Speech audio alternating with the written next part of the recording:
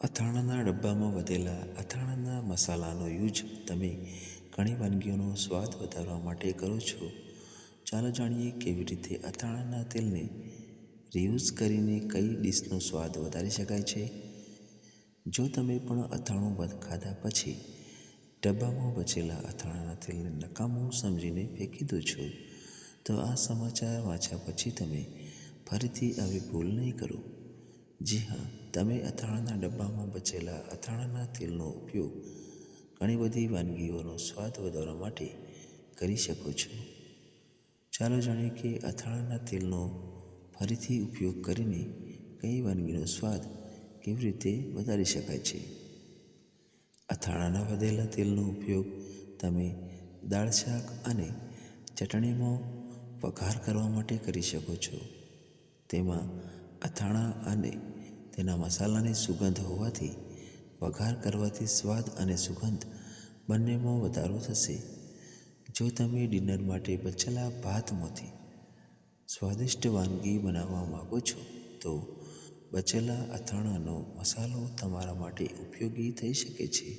જી હા, તમે fried rice બનાવવા માટે વધેલા અથાણાના તેલનો ઉપયોગ કરી શકો છો.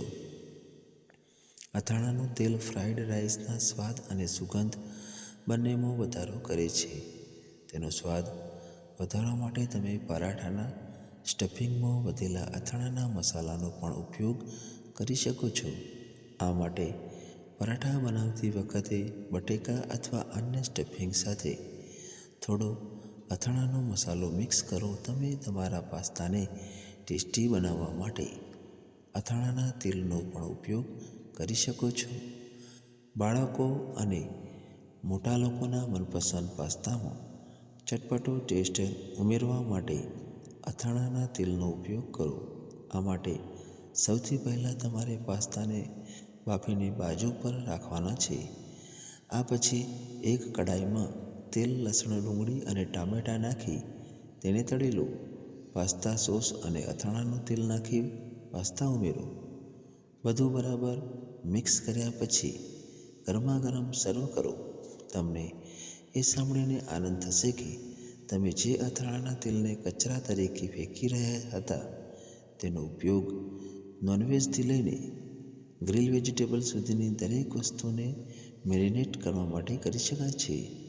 આ માટે તમારે ગ્રિલિંગના 2 થી 3 કલાક પહેલાં મીટ, માછલી અને શાકભાજીમાં થોડું અથાણાનું તેલ મિક્સ કરવું પડશે. આમ કરવાથી ગ્રીલ ડીશનો સ્વાદ 2 ગણો વધી જાય છે.